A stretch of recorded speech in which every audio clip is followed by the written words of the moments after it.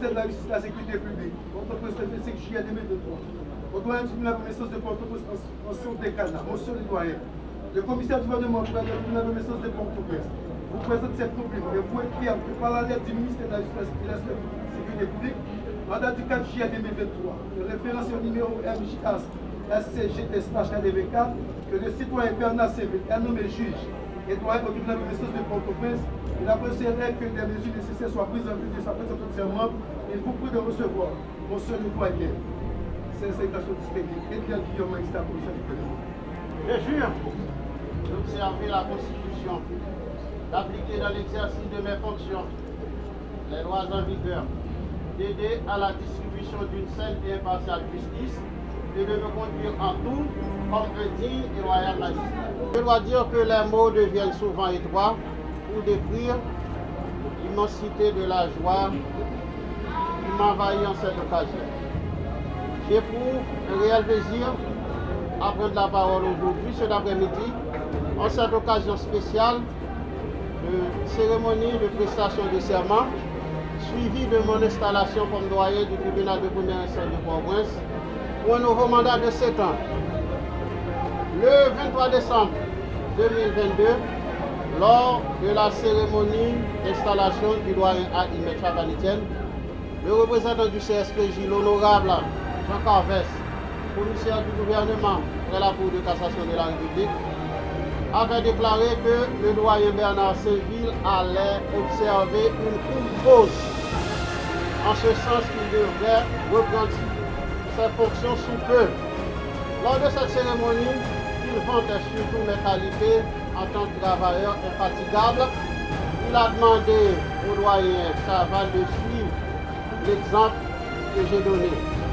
Même en situation difficile, j'étais toujours au tribunal de première instance de Port-au-Prince.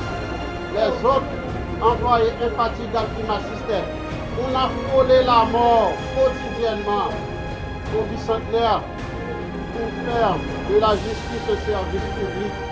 J'en profite pour saluer le courage de ces infatigables employés. À la date du 21 avril 2023, lors d'une réunion statutaire, le CSPJ a approuvé mon retour comme doyen du tribunal de première instance de Port-au-Prince.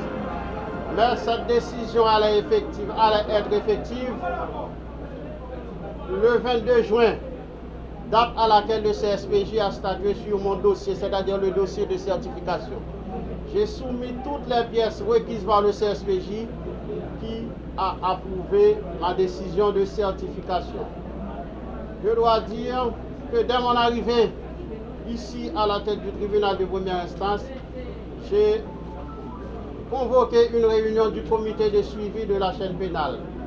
Le comité de suivi de la chaîne pénale, c'est un espace d'échange et de réflexion autour de la problématique de la détention préventive prolongée.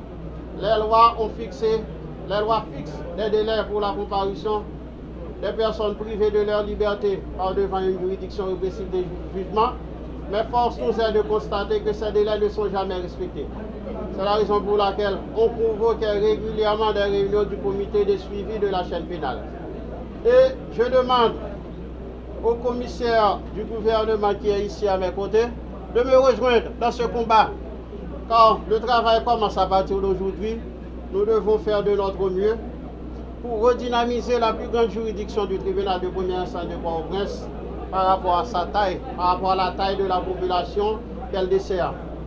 Je vais vous dire qu'à partir de demain matin, je me mettrai disponible pour des ordonnances afin d'abréger les délais permettant la saisine de la juridiction des référés et des audiences d'habeas corpus. C'est-à-dire l'article 75 du décret du 22 août 1995 relatif à l'organisation judiciaire précise que l'année judiciaire commence le premier lundi d'octobre pour se terminer le dernier vendredi du mois de juillet. De concert avec le commissaire du gouvernement, je vais planifier une assemblée générale des juges pour fixer le roulement pour les audiences en période de vacances judiciaires. C'est du gouvernement, quand Agdes, qui est le nouveau doyen, vient de prêter serment. Nous allons travailler en étroite collaboration et nous donnons rendez-vous au sommet déjà. Donc à bientôt.